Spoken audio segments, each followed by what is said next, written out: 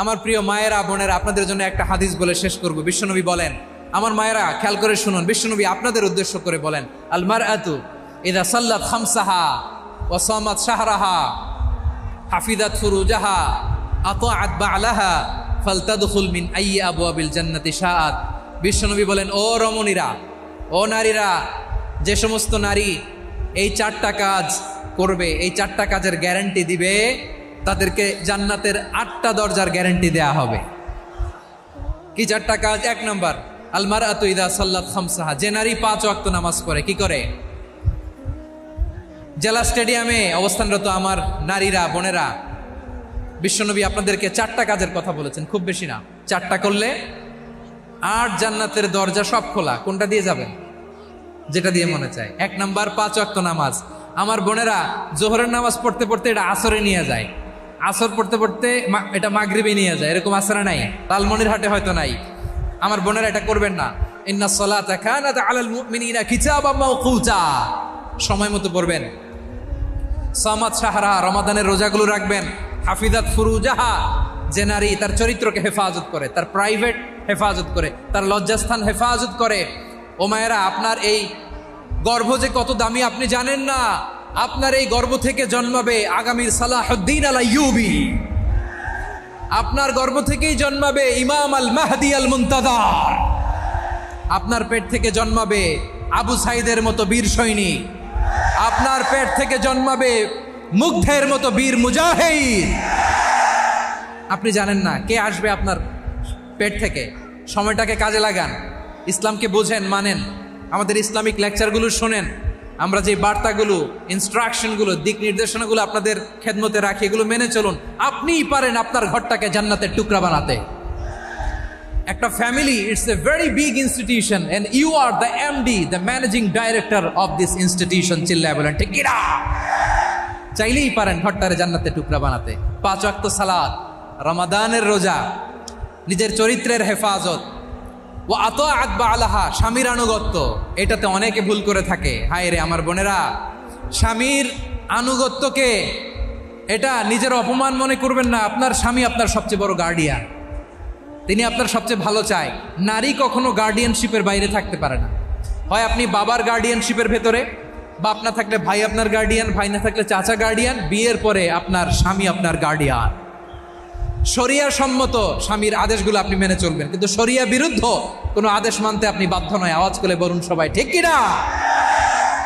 এই 4টা কাজ যদি কোনো নারী করে, বিশ্বনবী বলেন জান্নাতের 8টা দরজা খোলা। তোমার যেটা দিয়ে মনে চায় সেটা দিয়ে জান্নাতে তুমি এন্ট্রি নিতে পারবা। বিষ্ণু সাল্লাল্লাহু আলাইহি ওয়াসাল্লামের স্ত্রীর নাম ছিল আয়েশা রাদিয়াল্লাহু তাআলা আনহা, আবু বকর রাদিয়াল্লাহু তাআলা আনহুর মেয়ে। আবু বকর রাদিয়াল্লাহু তাআলা আনহুর আরেক মেয়ের নাম হচ্ছে আসমা। কি নাম? দুজনই আবু বকর রাদিয়াল্লাহু তাআলা আনহুর মেয়ে, আসমা আর আয়েশা। নাম দুইটা কেমন লাগে? আসমা নামটা কেমন লাগে? আয়েশা নামটা কেমন লাগে? সবার ভালো লাগে নাই? নাম দুটো আপনাদের ভালো লাগে? লালমনিরহাটে অনাগত যদি কন্যা সন্তান হয়, যদি মনে চায় আসমা রেখে দিতে পারবেন, যদি মনে চায় আয়েশা রেখে দিয়েন। দেশে বিদেশে, এয়ারপোর্টে, রাস্তাঘাটে শুধু বলে হুজুর একটা নাম দেন, আমার ছেলের একটা নাম দেন, মেয়ের একটা নাম দেন। তো আমার মনে আছে যশোরের আবদিনের মাহফিলে আমি 1-2টা নাম দিয়েছিলাম। আজকে লালমনিরহাটের এই প্রোগ্রামে কন্যা সন্তান যদি হয় 2টা নাম দিলাম, আসমা কিংবা আয়েশা। ইনশাআল্লাহ পড়েন। দুজন বোন, এক মায়ের না, বাবা এক, মা 2জন। আয়েশা রাদিয়াল্লাহু তাআলা আনহার মায়ের নাম উম্মে রুমান, আর আসমা রাদিয়াল্লাহু তাআলা আনহার মায়ের নাম কুতাইলা বিনতে আব্দুল উজ্জা। আবু বকর রাদিয়াল্লাহু তাআলা আনহু 4টা বিয়ে করেছিলেন। তো একই ঘটনা ঘটেছে এই ফ্যামিলিতে। আসমা ইসলাম ধর্ম গ্রহণ করে মুসলিমা, কিন্তু তার মা কুতাইলা মুশরিকা। আই রিপিট, বোঝার জন্য আমি আবারও বলি, আসমা রাদিয়াল্লাহু তাআলা আনহা মুসলিমা, আর আসমার মা কুতাইলা। আওয়াজ করে বুঝে থাকলে বলেন, আসমার মা মুশরিকা। তার মানে মেয়ে মুসলিম, মা অমুসলিম। ভেজাল আছে না নাই? কিন্তু কুতাইলা আর ধৈর্য ধারণ করতে পারে না। নার ছেড়া ধন, কলিজার টুকরা ধন, কলিজার টুকরা সন্তান আসমারে দেখতে বড্ড মন চায়। সাইয়েদনা আসমা রাদিয়াল্লাহু তাআলা আনহা মক্কা থেকে হিজরত করে মদিনায় চলে গেলেন হুদাইবিয়ার পর। যখন মক্কা মদিনার ট্রাফিক স্বাভাবিক হলো, মক্কার লোক মদিনায় যায়, মদিনার লোক মক্কায় আসে। কোচাইলা কলিজার টুকরা সন্তান আসমারে দেখার জন্য কিছু উপহার নিয়ে বিশাল মরুপথ পাড়ি দিয়ে মক্কা থেকে মদিনায় যায়। সুবহানাল্লাহ বলেন।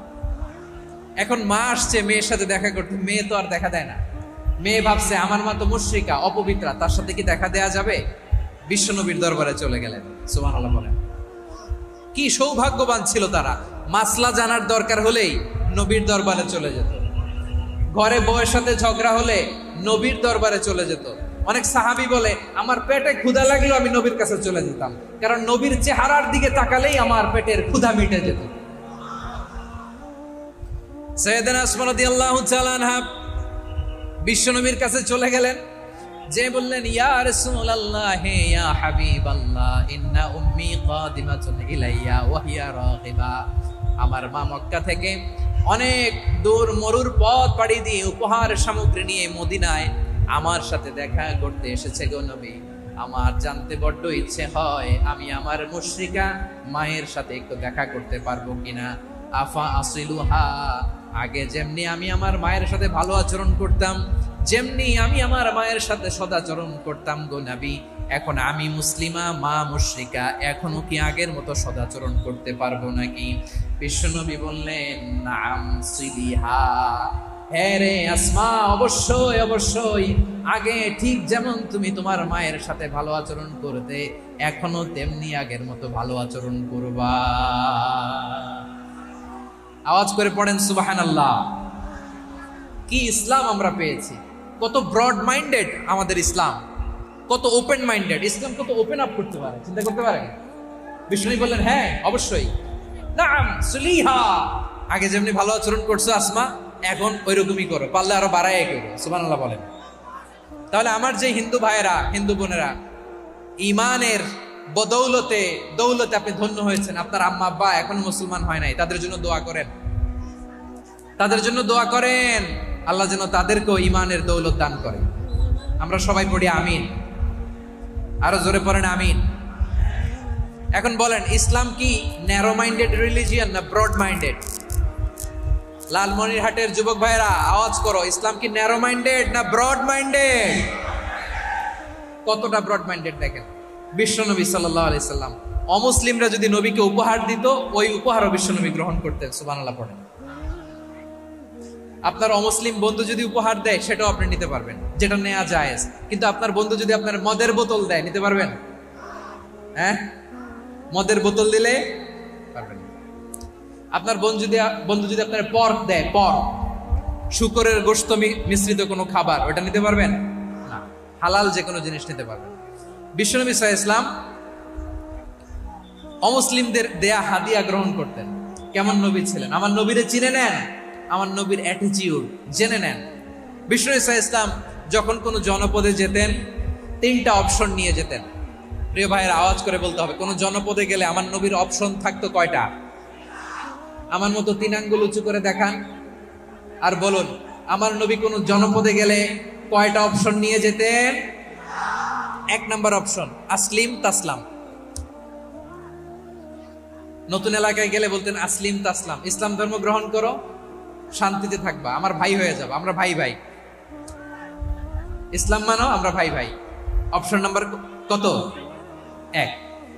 যদি বলে না ইসলাম মানবা না, ওকে, অপশন নাম্বার 2, মুসলিম হওয়ার দরকার নাই, লা ইকরাহা ফিদ্দিন, ইসলামে কোনো বাড়াবাড়ি নাই। খ্রিস্টান আছো থাকো, বৌদ্ধ আছো থাকো, ইহুদি থাকতে চাও থাকো, কিন্তু আমরা যেহেতু রিজিওনাল সুপার পাওয়ার, আমাদের আন্ডারে থাকো, ট্যাক্স দিয়া থাকো, এটার বলে জিজিয়া। আলেম যারা আছেন বুঝবেন, এটার আরবিতে কি বলে? জিজিয়া। You pay us the tax, we will give you the security. তোমরা ট্যাক্স দিবা, আমরা সিকিউরিটি দিব। ইসলাম, ইসলাম মানো শান্তিতে থাকবা, ভাই ভাই, আমরা ভাই ভাই। অপশন নাম্বার 2, ট্যাক্স দাও, আমরা নিরাপত্তা দিব, মুসলিম হওয়া লাগবে না। এখন 1 নাম্বারও মানে না, 2 নাম্বারও মানে না, মুসলিম হবো না, ভালো, খ্রিস্টান থাকো, ট্যাক্স দাও, আমরা সিকিউরিটি দিব না, এইটাও মানি না। বিষ্ণু বলেন, তাহলে তলোয়ার আমাদের আর তোমাদের মাঝে ফায়সালা করবে।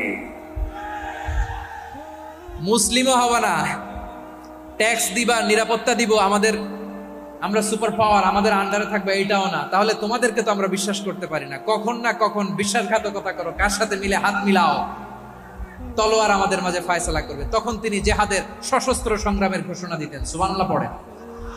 দেখেন, পশ্চিমারা জেহাদকে এইভাবে চিত্রায়িত করে না। ওরা জেহাদ বলতে বুঝায় তলোয়ার, হাত কাটো, গলা কাটো না। জেহাদ সশস্ত্র সংগ্রাম 3 নম্বরে।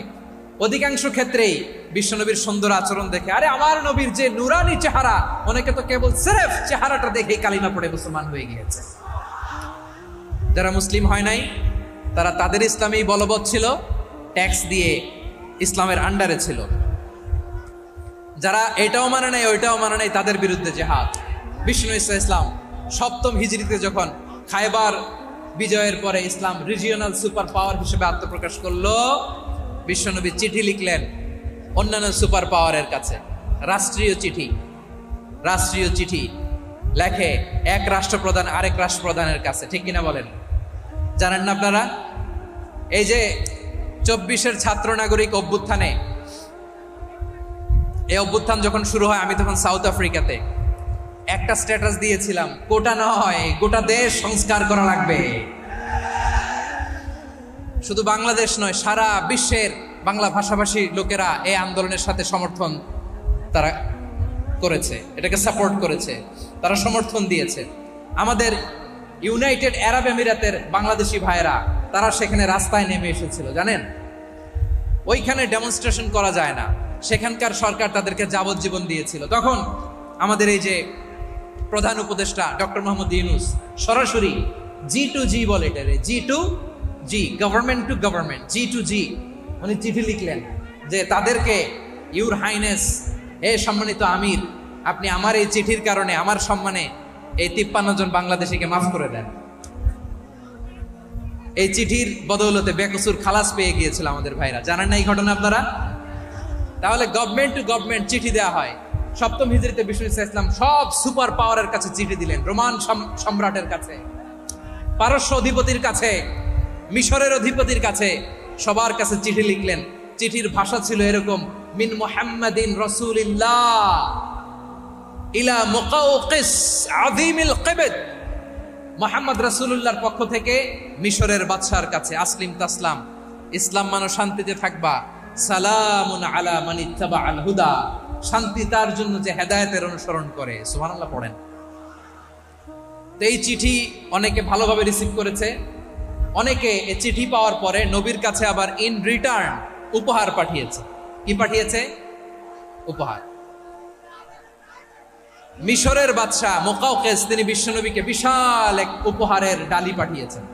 মিশরের বাদশা মুকাওকিস ছিলেন ধর্মে খ্রিস্টান। লালমনিরহাটের ভাইয়েরা আওয়াজ করে বলেন, মিশরের বাদশা ধর্মে কি ছিল? খ্রিস্টান। কি উপহার দিয়েছিল আমার নবীকে? শুনতে মনে চায়? আওয়াজ নাই লালমনিরহাটের গলায়, শুনতে মনে চায়? 1000 স্বর্ণ মুদ্রা, 1000 স্বর্ণ মুদ্রা। 2টা খ্রিস্টান দাসী, একজনের নাম মারিয়া বিনতে শামউন আল কিবতিয়া, আরেকজনের নাম সিরিন বিনতে শামউন আল কিবতিয়া। একজন খ্রিস্টান দাস 20 থান কাপড় জামা বানানোর জন্য, আমরা নবী যেন সেলাই করে জামা বানাতে পারে, এই জন্য 20 থান কাপড়, 20 থান ফাইন গার্মেন্ট। সুবহানাল্লাহ পড়বেন না? এরপরে একটা গাধা, যেটার নাম ছিল উফাইর, আর একটা খচ্চর, এটার নাম ছিল দুলদুল। খচ্চর চিনেন? গাধা আর ঘোড়ার ক্রসিং এ যে প্রাণীটা দুনিয়াতে আসে, এটার খচ্চর বলে। তো এই যে সুপার পাওয়ার খ্রিস্টান বাদশার কাছে নবী চিঠি লিখলেন, ওই খ্রিস্টান বাদশা আমার নবীকে উপহার দিল। বিশ্বনবী এই উপহারগুলো সানন্দে গ্রহণ করেছে। সুবহানাল্লাহ পড়বেন না? তাহলে অমুসলিম কেউ যদি আপনাকে উপহার দেয়, হালাল উপহার হলে আপনি গ্রহণ করতে পারবেন। অনুরূপভাবে পারস্যের বাদশা, রোম সম্রাট বিশ্বনবীকে উপহার পাঠিয়েছেন। আমার নবী সবগুলো উপহার, গিফট গ্রহণ করেছেন। সুবহানাল্লাহ বলেন। তাহলে প্রিয় লালমনিরহাট, আওয়াজ করে বলুন, ইসলাম কি ন্যারো মাইন্ডেড রিলিজিয়ন না ব্রড মাইন্ডেড? আম্মা জান আয়েশার কাছে মাসালা জানতে চায় মেয়েরা, হে আম্মা জান, অগ্নি উপাসকেরা তাদের ঈদের দিন নওরোজের সময় আমাদেরকে পাখি দেয়, নেওয়া যাবে? উনি বললেন ওরা জবাই করে দিলে নেওয়া যাবে না, কিন্তু ওরা যদি ফলমূল এরকম খাবার দেয় এগুলো নেওয়া যাবে। তার মানে অমুসলিমদের দেয়া উপহার এটা গ্রহণ করা যায়। সুবহানাল্লাহ বলেন। শুধু তাই নয়, বিষ্ণু ঈসা ইসলাম অমুসলিমদের সাথে আর্থিক লেনদেনও করেছেন, ফিনান্সিয়াল ডিলিং করেছেন। অমুসলিমদের সাথে প্রয়োজনে আপনি ফিনান্সিয়াল ডিলিং করতে পারবেন। আমরা প্রায় দেখি বাজারের মিষ্টির দোকানগুলো আমার হিন্দু ভাইদের। লালমনির হাটে মিষ্টির দোকান, দইয়ের দোকান কারা চালায়? হিন্দুরা চালায় না। তারপরে যে বারবার সব চুল কাটে যে নাপিত, অধিকাংশ নাপিতের দোকানে কারা? আমার হিন্দু ভাইরা। আপনি চুল কাটতে পারবেন কিনা? বলেন পারবেন। তার দোকান থেকে দই মিষ্টি কিনতে পারবেন কিনা? হ্যাঁ, আমার মুসলিম ভাইয়ের দোকান থাকলে ওইটার আমি বেশি প্রায়োরিটি দিব, ঠিক কিনা? কিন্তু যদি তাদের সার্ভিস নিতে চান, প্রোডাক্ট নিতে চান, পারবেন। তার দলিল সহিহ বুখারী, আম্মা জান আয়েশা রাদিয়াল্লাহু তাআলা আনহা বলেন, ইশতারা রাসূলুল্লাহ সাল্লাল্লাহু আলাইহি ওয়াসাল্লাম মিন ইয়াহুদিন তুআমান ওয়া রাহানাহু দিরআহু মিন হাদিদ। রাসূল সাল্লাল্লাহু আলাইহি ওয়াসাল্লাম এক ইহুদির কাছ থেকে, কার কাছ থেকে? সবাই বলে নাই কার কাছ থেকে? আমার নবী, পেয়ারা নবী এক ইহুদির কাছ থেকে জব কিনেছিল। জব, বার্লি, যেটা দিয়ে রুটি বানায়। ওই জবের দাম দেওয়া টাকা পয়সা নবীর কাছে ছিল না। ফলে নবী ওনার একটা পোশাককে মর্গেজ রেখেছিলেন, মর্গেজ, বন্ধক, যে এখন এটার দাম দিতে পারবো না, কয়েক কেজি বার্লি নিয়ে যাই আর বন্ধক হিসেবে আমার জামাটা রেখে গেলাম, যেই দিন দাম দিব ওই দিন জামাটা ছুটায় নিয়ে যাব। সুবহানাল্লাহ পড়বেন না? বাকিতে নিছিলেন, বাকিতে। দিরআহু মিন হাদিদ, লোহার তৈরি বর্ম, মানে যুদ্ধের পোশাক, লোহা দিয়ে বানানো। বিষ্ণুনবী বললেন কয়েক কেজি জব দাও, টাকাটা পরে দিব, এখন টাকা নাই, বন্ধক হিসেবে, মর্গেজ হিসেবে আমার জামা রেখে গেলাম, যখন টাকা দিব জামা ছুটায় নিব। আওয়াজ করে বলতে হবে সুবহানাল্লাহ। এ থেকে বোঝা গেল অমুসলিমদের সাথে ফিনান্সিয়াল ডিলিং করা যায়, অর্থনৈতিক লেনদেন করা যায়, কেনাবেচা করা যায়, প্রোডাক্ট কেনা যায়। এমনকি আমাদের মসজিদে নববীতে বারান্দায় আপনার একটা অটোমেটিক ফ্লাইং আমব্রেলা দেখছেন? সূর্য যখন বাড়ে মসজিদে নববীর বারান্দায় ইয়ার্ডের মধ্যে অটোমেটিক্যালি কিছু আমব্রেলা আছে, সাঁ করে খুলে যায়, আর সূর্যের তাপ লাগে না। আবার সন্ধ্যাবেলায় এই আমব্রেলাগুলো ওরা ক্লোজ করে ফেলে, দেখেন নাই না? দেখছেন? এই মসজিদে নববীকে সর্বোচ্চ উন্নত মানের কনস্ট্রাকশন ইনফ্রাস্ট্রাকচারে ডেভেলপ করার জন্য কর্তৃপক্ষ কিছু অমুসলিম ইঞ্জিনিয়ারের, ডিজাইনারের সহায়তা নিয়েছিল। সুবহানাল্লাহ বলেন। কোন দলিলের ভিত্তিতে? এই দলিলের ভিত্তিতে যে বিষ্ণু ঈসা ইসলাম অমুসলিমদের সাথেও লেনদেন করেছেন। আওয়াজ করে বলতে হবে আল্লাহু আকবার। শুধু তাই নয়, ইন কেস অফ ইমার্জেন্সি, প্রয়োজনে ইসলামের খাতিরে, ইসলামকে সামনের দিকে এগিয়ে নিয়ে যাওয়ার জন্য অমুসলিমদের সাপোর্ট নেওয়া জায়েজ আছে। সুবহানাল্লাহ বলেন। অমুসলিমদের সাপোর্ট নেয়া, তাদের থেকে অর্থ নেয়া, পলিটিক্যাল সাপোর্ট, পলিটিক্যাল অ্যাসাইলাম নেওয়া জায়েজ আছে। আমাদের অনেক বিশ্ববরেণ্য দায়ীরা আমেরিকায় অস্থায়ীভাবে অ্যাসাইলাম নিয়ে থাকে, নিজের দেশে গেলে ফাঁসিতে ঝুলাই দিবে। যুগ যুগ ধরে দায়ীদের উপরে এরকম অত্যাচার আর নির্যাতন আছে না নাই? মিশরের অনেক দায়ীরা পাশ্চাত্যে যেয়ে থাকে, এই যে তারা পলিটিক্যাল অ্যাসাইলাম নিয়ে থাকে, রাজনৈতিক আশ্রয়, এটা জায়েজ আছে না? এটা যে জায়েজ আছে তার প্রমাণ স্বয়ং বিশ্বনবী সাল্লাল্লাহু আলাইহি ওয়াসাল্লাম পলিটিক্যাল সাপোর্ট নিয়েছিলেন অমুসলিমদের কাছ থেকে। সুবহানাল্লাহ বলেন।